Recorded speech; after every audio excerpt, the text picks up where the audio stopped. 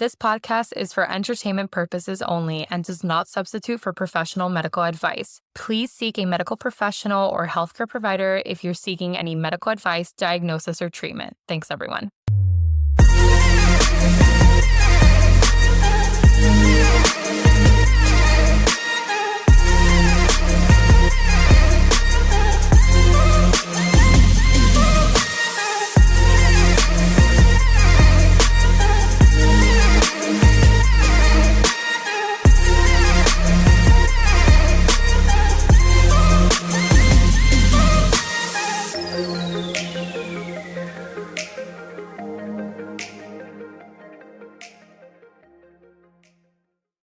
All right, let's do this episode. All right. Hi. Hi. Oh my God, we've been recording this whole entire time. Yes, because I'm like paranoid these days now. We were just shouting out Dr. Sarah Ballantyne. Okay. She is so sweet. She sent us not one, but two books. One for each. Guys, Yes. This is great. Soon, actually, we have it on our schedule. We're going to be discussing a couple things on dieting and nutrition. Yep. And she sent us her book. It's such a huge accomplishment for someone to have a book, aka Julie. Not like but not like, I mean, this is a whole different level. But anyways, okay. Anyone that writes a book is crazy awesome. yeah, Okay. yeah. And thank you for this.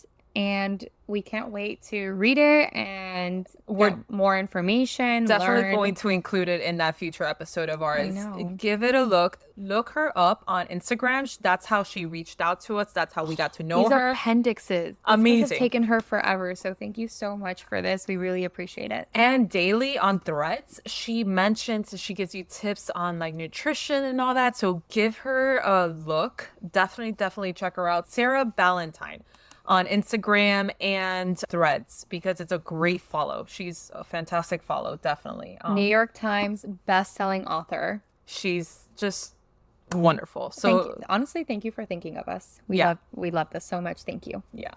So give her a look and stay tuned for this. This should be coming out next month on May. So yeah, actually we're recording. Yeah. So this month when you guys are seeing this. So yeah, thank you again, Dr. Ballantyne. All right, Jules. So, hi guys, welcome back. Yeah. So talking about Threads and all these amazing people that follow us on social media and whatnot. Yes. This is an episode Yes. from a listener on Threads. Yes, and a request. We love getting requests. We love yeah. the engagement. Yeah. Thank Keeps you. us motivated. Yeah, it keeps us motivated. Thank Yeah. you guys so much. We're growing and we're loving it. Yes. And we can't wait to keep doing that. I know. And new things in the future. I know. And this listener, so she is at kids, so KIZ_Smarty, SMARTY_wear. Follow her. She reached out to us on Instagram and Threads, and she gave us this suggestion, which was really interesting. I had never. Thank you so much. I didn't even think about this, of how it relates to medicine, and it's a treasure trove of what I was able to get out of it. So let's dive into it. Okay, cool. Yeah. So we're going to be talking about electromagnetic fields in medicine. EMFs. Yeah, which we do all the time, actually. And I don't really think that anyone really ever talks about it. I know. That's why when she mentioned it to me, I'm like, wow. Yeah. Yeah. All right. So when we talk about electromagnetic fields, or in short, EMF, in medicine, we're pretty much diving into a pretty fascinating area that blends physics and healthcare. So if y'all have listened to our previous episodes, you know how much I love physics. Oh, yeah. Sarcastic. Yeah, not a lot really. of sarcastic Okay. banter right now. So EMF is basically energy waves that are invisible, right? We can't see them, but they're there. But all around us, think of waves that your cell phones or your microwave uses. In medicine, these waves can be harnessed for some really good health benefits, but they also come with some concerns. And researchers are still trying to pretty much kind of understand what this could mean for us, okay, and if it impacts us. So electromagnetic fields, often invisible to us, are forms of energy created by electricity, and it moves through wires. Imagine electric fields like water pressure in a hose pushing electricity along. The more pressure or voltage, the stronger the electric field becomes. So these fields are measured in volts per meter. On the other hand, magnetic fields come to life when electricity actually flows, growing stronger with more electricity and fading away as you move further from the source. Guys, I'm giving you a little mini physics lecture. I know, and Okay. trying to break it down as much as we can. Yes. But you need to understand this in order to like To understand what keep we're on with the talking about. episode. Yeah. So just stay with us. Yeah. This is broken down. We got this, guys. Yeah. So while the electric field, okay, pops up with or without an appliance being on, magnetic fields needs the appliance to be active. So think of your microwave, Yes. all those things. That's why power lines are always surrounded by magnetic fields because they're always on. Interestingly, while walls and objects can block electric fields, magnetic fields can travel through pretty much almost anything. And that's what we're kind of focused on our episode. It's the magnetic fields that we're focusing on. Mhm. So together, these electric and magnetic fields are known as electromagnetic fields. That's where the name comes from. And they're part of an electromagnetic radiation family. So the EMFs can be high frequency, like X-rays, okay, capable of directly damaging our cells if we have a lot of exposure to that. Yep. They can be lower in frequency, like radio waves or lights from our screens, which don't really harm our cells directly. The lower frequency EMFs, including those from like power lines, appliances, are part of our day-to-day lives and are measured in different units depending on their frequency. Yeah. Now, I'm going to use that one. All right. So now EMFs can come from both natural and man-made sources because we do have natural magnetic fields in the earth. So like, for instance, your north and your south poles have magnetic fields. And that's why like the compass needle tends to point north. If Compass? It's Compass? Like compass needle. Compass. Compass needle. Yeah. Needle. That's it. Compass needle. Okay. Swear. Anyway, it tends to point north if it's correct. If it's not, then you should probably get a different one. So man-made EMFs are categorized into two different types. You have extremely low frequency, so ELFs, and which are radio frequencies. So EMFs. Okay, so these extremely low frequency EMFs are emitted by things like power lines, electrical wiring, your everyday things like that you're going to encounter in your household that you wouldn't even notice that they're there, things that are just in your house that you need for electricity. These are things that typically will not cause any harm to you. So it's even like your shaver, like regular things, Then you have your radio frequency radiation, and this is a different type of EMF, and that comes with communication, specifically wireless communication devices. This includes your cell phones, your smart meters, your portable devices like tablets and laptops, okay? And then other common sources of radio frequency radiation are radio and TV signals. So think of anything that will communicate, in long distances with each other. Communication-wise, that's what's going to cause this type of EMF, which is specifically radio frequency radiation. So even household microwave ovens, because again, if you're doing this type of communication, you're communicating that radioactive like type of energy from the outlet itself, so the microwave, into the food so you could warm it up. So that's in essence a type of communication, so that's why they say like microwave ovens operate at these frequencies, but are designed to keep radiation leakage at a minimum. Okay. And that's why you also have that myth of like, oh, if you're pregnant or anything like that, stay away from a microwave, all those things, this is why. So for example, radio and TV signals vary in frequency. AM radio signals can travel long distances and are transmitted from large antennas, usually placed in restricted areas to try to minimize the public exposure. So I don't know, like at least me, when I was like hiking in Texas, there was like plenty of those places that you see like a huge ass antenna, and then it's like all blockaded by these really tall fences and whatnot. Mm-hmm. It's pretty much, more than likely it's something like this. And then you have FM radio and TV signals that they use smaller antennas located on high towers, and the exposure levels near these towers are generally low. So that's why FM and AM are pretty different. So additionally, devices like Wi-Fi routers and cordless phones also emit radio frequency radiation, but at levels much lower than even cell phones. So in general, the closer you are to an EMF source, the stronger the exposure. But however, the strength of the EMFs diminishes significantly, as she had said, as you distance yourself from the source. Everyone give a round of applause for Julie, okay, for giving us a full physics lesson in less than 2 minutes. I was like, what is she saying? What do, there's a lot to learn from here. Professors from universities, I was like, what is she talking hire her. I'm just kidding. Some things never change. No, some things never change. I fucking hate physics. Okay, great. So, literally, Jules, as you were talking about electromagnetic frequencies, I was like, I hate this so much. I know, but you need to kind of know a little No, I don't. the gist of it Nope. to understand what's happening here. Not really. I think so. You go to an MRI, take everything off. If not, it's going to come off your body. We're going to talk about MRI. Yeah, I know. Okay.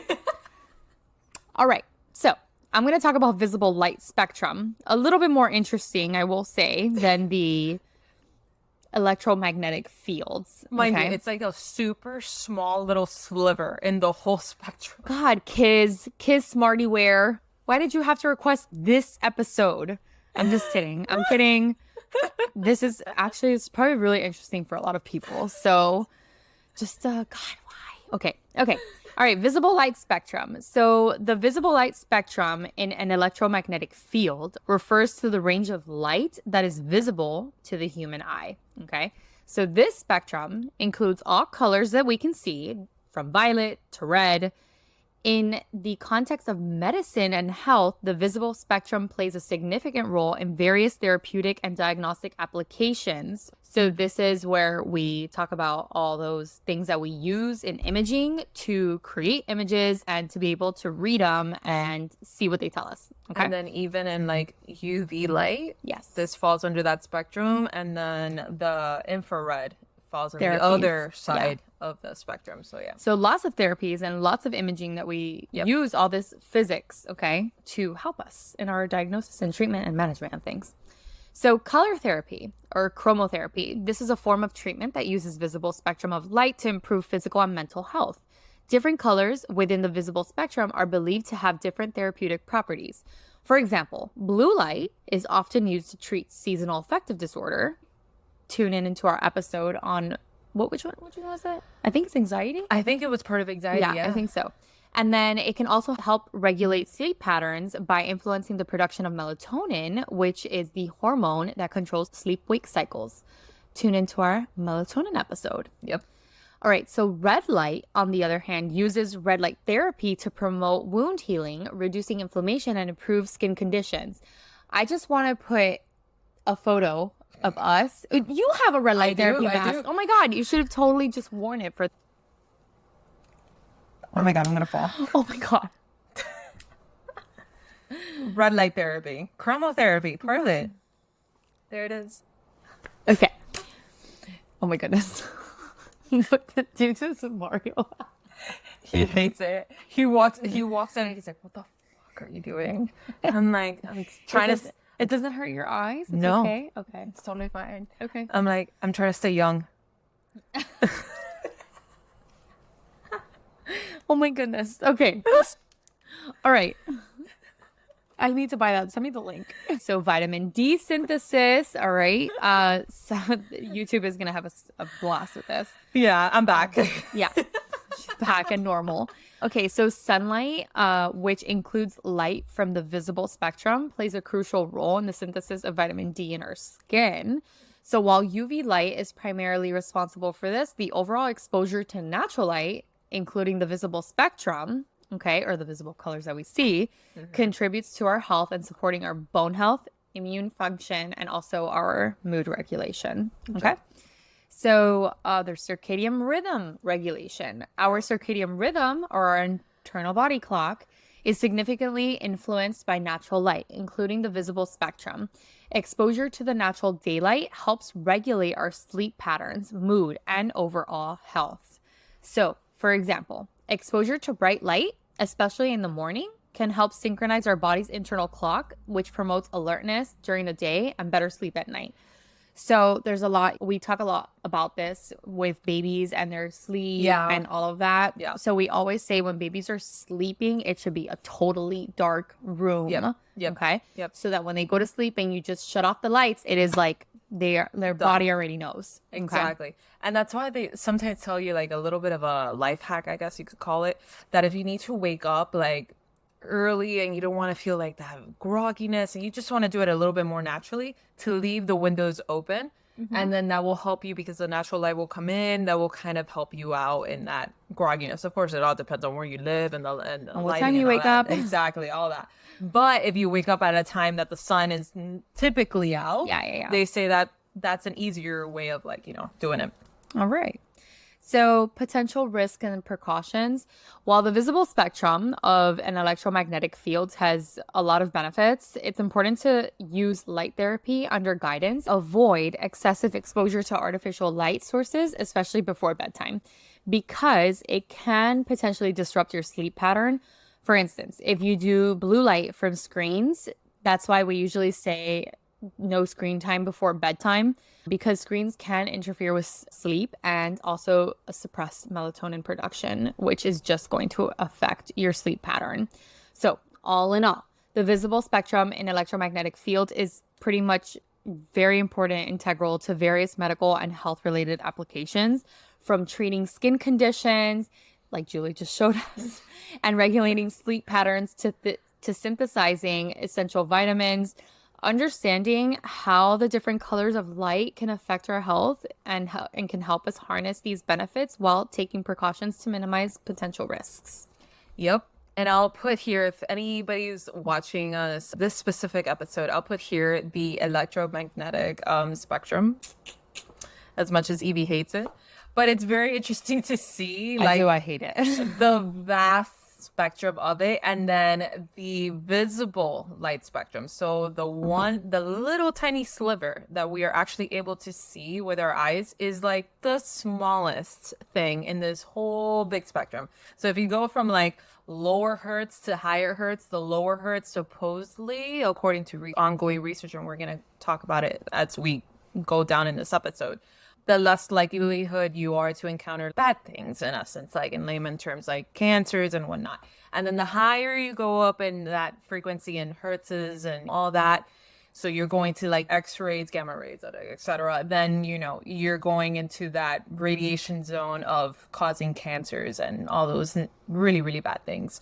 Your skin melting off your face, it's just... Great things you don't want to encounter. And then, of course, the visible light spectrum, the one thing that we could see lies right in between that.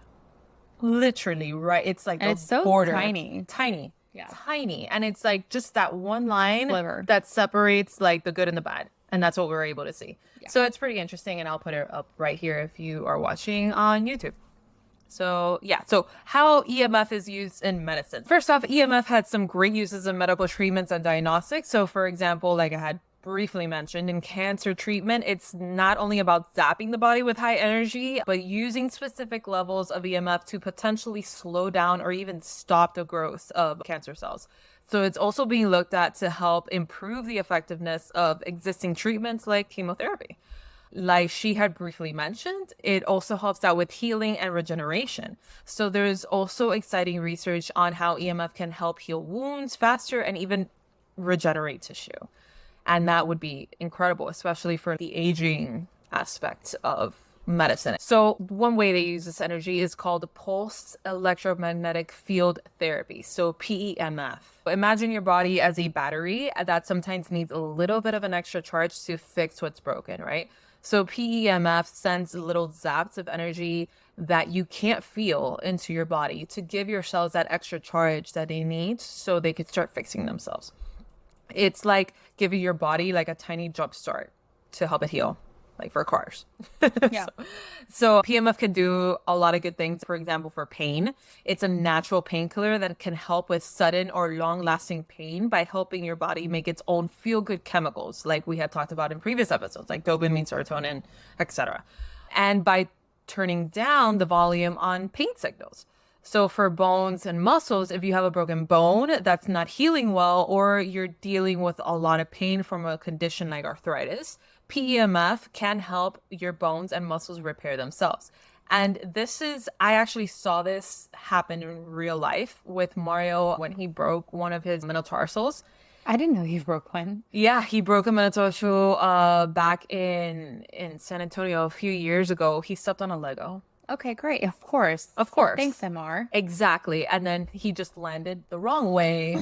Snapped. This is literally a typical parent story. I stepped on a Lego and I broke my foot. Exactly. Wow. Exactly. And it actually, this technology helped him heal his metatarsal, like, I think, not by half, but a significant amount. Yeah. Like a significant amount. Okay. He was like on a freaking scooter. Great. And everything because of the freaking metatarsal. Lego. Because of the Lego. Yeah, exactly. So then he had to put that on for like a couple of minutes, like I don't know how many times a day. And it was just like a wrap and it used this technology. I can't believe Mario broke his foot from a Lego. I thought you knew that. I didn't know this.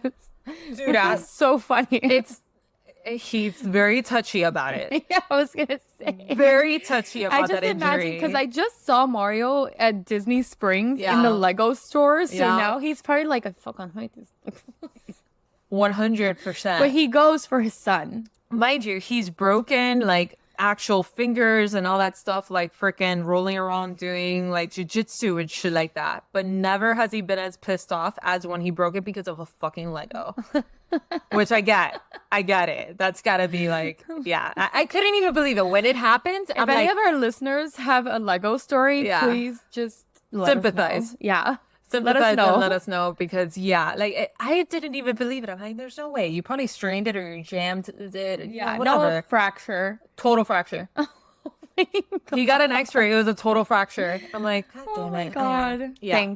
Thanks, Legos. Yeah. So anyway, so more on how this would help out. So for blood flow, just like a plant needs water, your body actually needs blood flow to bring in nutrients and take away waste. So PMF can help get your blood moving to the right places, especially where you're hurt, which can help you heal faster and reduce swelling. Also for muscle strength, if you're recovering from an injury or surgery, PMF can help your muscles get stronger or work better, which is important to help you get back into normal activities. Then you have transcutaneous, did I say that right? Yeah. Perfect. Electrical nerve stimulation. Have you ever TENS. tried these? No, I haven't. So I Oh, have wait, one- are those the thingy? Yeah, exactly. Yeah, They're like yeah, I little have. patches. They're sticky patches, and then it delivers like electrical, Do you guys, impulses. if you guys and it want to see contracts that, your muscles. if you guys want to see that, we could do that on if we reach 50 patrons. Yeah. 50 patrons. What do they want to see? The tens? Yeah, Oh, I mean, we could do it anyways. 50 patrons and we'll do it. Julie's bargaining. But so I wore a tens unit one time and I cranked up the intensity to it.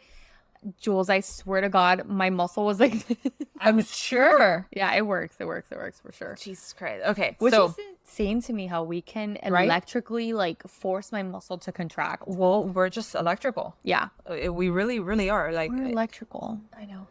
That's cute. Hashtag we're electrical. Cute. Okay. Okay, so this technique uses EMFs to provide pain relief. A device sends small electrical pulses to the body through electrodes, like she had said, like those little patches placed on the skin. This can help block pain signals from reaching the brain and stimulate production of endorphins, which are natural painkillers. It's commonly used for conditions like back pain or arthritis. Then you have transcranial magnetic stimulation, TMS. And this is another therapeutic use where magnetic fields stimulate nerve cells in the brain. It's often used to treat depression and other neurological conditions by influencing the electrical activity of the brain in specific ways. Then you have bone repair and wound healing, as we have briefly mentioned before. EMFs are also used to accelerate healing of bones and wounds, which is that little wrap that Mario had used that time. And it really did work, guys. And insurances do cover it. You just have to call them. Okay. Call them. They will cover it. We went through that. And we went through that in a resident health insurance. Okay. So if a resident health insurance covers it, your health insurance may just cover it. So give it a shot. Anyway, so the fields can stimulate the growth and repair of tissues, helping to speed up recovery times for injuries like fractures or surgical wounds. Then you have nerve stimulation, which is more on what she was talking about, where you tense up and whatnot when you put those No, patches on. the TENS does that too. Yeah. So EMF can stimulate nerves and tissues in the body. This can be used to manage pain or help with diseases that affect how organs function by gently nudging nerves to behave in certain beneficial ways. So yeah, those are pretty much some techniques. So how does this work? Our nerves use electricity to communicate. They send signals to and from the brain to tell our bodies what to do. When EMFs come into play, they can actually change the way that electrical signals work. It's like when you use a magnet to move metal fillings. Fillings? Yeah, I just spelled said it that. wrong. Okay, I was gonna say, I'm like, filings. It's okay. me. I spelled it Fillings. wrong. Okay. Without touching them, EMFs can influence the nerves in a similar way. So different reactions. Not all nerves will react the same way to an EMF. Some might get more active while others might not respond much at all. Sometimes they do like testings too. So they'll trial it for you and see if it works. Okay. It's like how some people love roller coasters and some don't. The reaction depends on the type of nerve and what it's currently doing. So health implications. There's a lot of research going on about the EMFs, how it might help or harm our health. For example, some studies suggest that EMFs could help with healing and treating depression, while others are looking into whether it could cause things like headaches or sleep problems. Safety measures, because we're not totally sure about all the effects of EMFs, there are guidelines and safety measures in place to make sure that the levels we're exposed to are within what we consider safe. Okay. Yeah. So now we're going to talk a little bit about diagnostic tools. All right. So MRIs, magnetic resonance imaging, something that we see a lot in medicine. Okay. Super useful. Yes, very useful and extremely informational. Yeah. Okay. So one of the most well-known uses of EMFs in medicine is an MRI. These devices use strong magnetic fields and radio waves to create detailed images of the organs and tissues inside the body. It's like taking a super detailed photograph of your insides, which help doctors diagnose various conditions without having to perform surgery. So if you get an MRI, right, you can do cuts of the MRIs. And then basically when you look at an image, you're scrolling through the cuts. So you see everything almost like if it was a 3D picture. Okay. Yeah, it's really incredible. Yeah, it is really incredible. And then it also depends on the cuts too. So if you do an MRI that doesn't have a lot of cuts, you might miss some things. Right. That, because it goes like by cut in planes. Right. Okay. But still, it's extremely detailed. It's way better than what we have with an X-ray. Yeah. Well, X-rays don't look at tissues. At all. Yeah. I mean, you can see some sort of changes on an X-ray, but truly it's not going to show you the detail that an MRI shows you. Right. So health concerns with EMF. On the flip side, there are some concerns about EMF, which and how it affects our health. There's ongoing research on whether EMF exposure might have some negative effects. For example, oxidative stress. This is a fancy term for when there's an imbalance in our body between free radicals, which can damage cells. Think of it as in like pollution in our bodies, and antioxidants, which protect our cells. So some studies suggest that EMFs might increase this stress, which could potentially lead to damage to a cellular level. There are some reports of symptoms like headaches, sleep disturbances, and fatigue associated with EMF exposure. The science isn't clear cut on it, but the researchers are still trying to figure it out. But an MRI, like the one that I just talked about, is considered safe, even in pregnancy. Yeah, Okay? which is big. Yeah. So risks, high level exposure in short term. So immediate effects, if you're exposed to really high levels of an electromagnetic field for a short period, it can mess with your body's functions. This isn't common, but it's something that scientists can agree to be harmful. So low level exposure over the long term, cancer concerns. Children.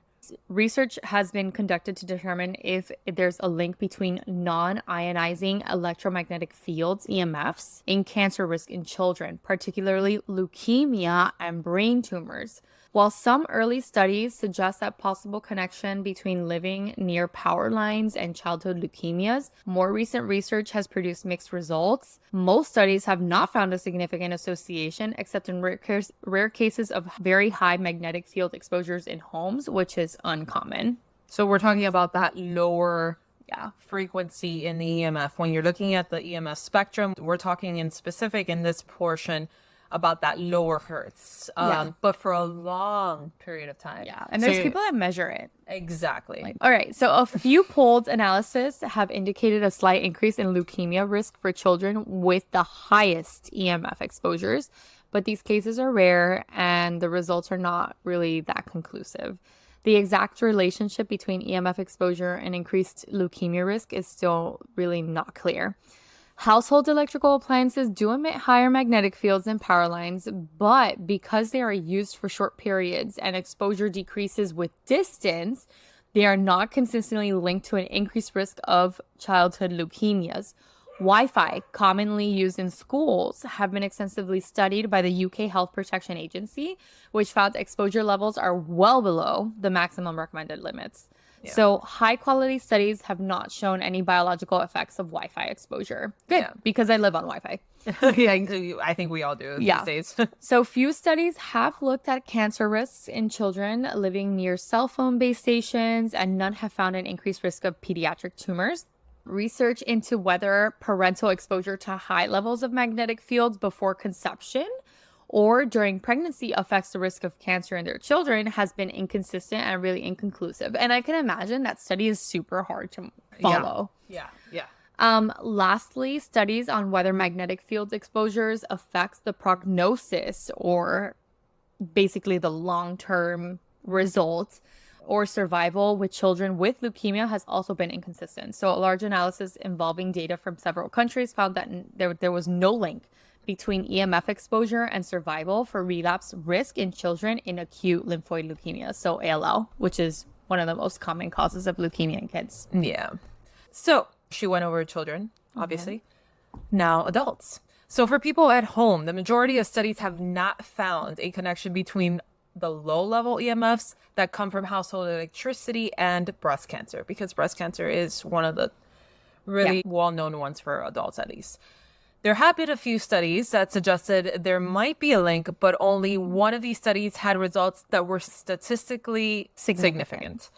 So in the workplace, earlier studies from the 1980s and 1990s suggested that certain jobs involving exposure to low-level EMFs, like working at power stations or with telephone lines, might be linked to a higher chance of getting cancers like leukemia, brain tumors, and even male breast cancer. Yes, men, you can get breast cancer. It's not only for women. No.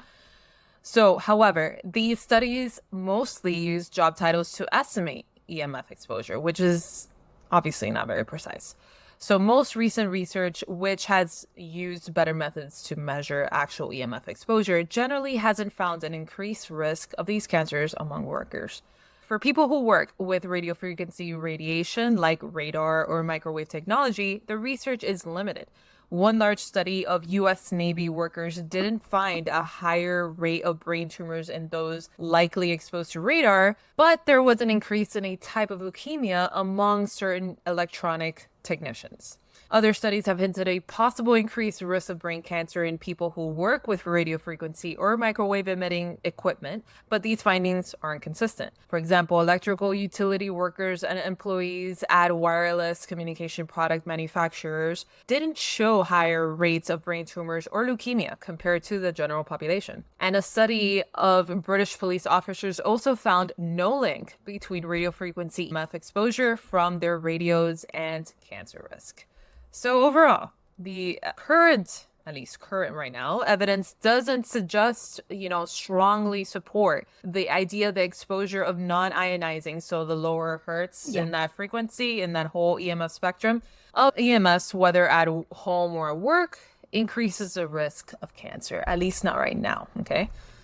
All right, so electromagnetic hypersensitivity. Some people report feeling various symptoms like skin redness, fatigue, and nausea, which is believed to be caused by EMF exposure. However, there's no strong scientific evidence linking these symptoms together, but those are symptoms. Yeah. Okay. So what do experts say today? So safety guidelines. There are international guidelines in place to limit the amount of EMF exposure. It's aimed at protecting us from the known harmful effects of high levels of EMF. These guidelines are based on what our current science tells us, which as of now doesn't fully support the idea that low-level EMF exposure causes long-term health issues or cancer, okay? So ongoing research, the truth is there's still so much we don't know about EMFs. Researchers are continuously studying EMFs to get clearer pictures of their health effects as they learn more, and that they update the safety guidelines to keep everyone protected. So in a nutshell, high levels of EMFs can definitely be harmful, but in the short term, the jury is still out on the long-term effects on the low-level exposure. So the big picture, EMF in medicine is a double-edged sword, okay? On one hand, it offers some groundbreaking ways to treat and heal the body. On the other, it poses some risks that needs to be carefully studied and understood. It's a hot topic in the medical world, and lots of ongoing research is trying to nail down exactly how we use the fields safely and effectively in healthcare.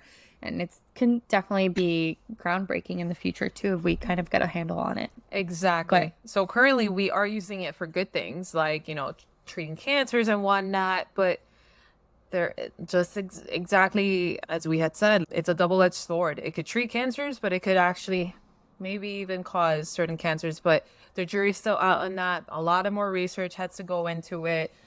It's hard. It's hard to give a definitive answer, at least currently, right now, April 20th, 2024.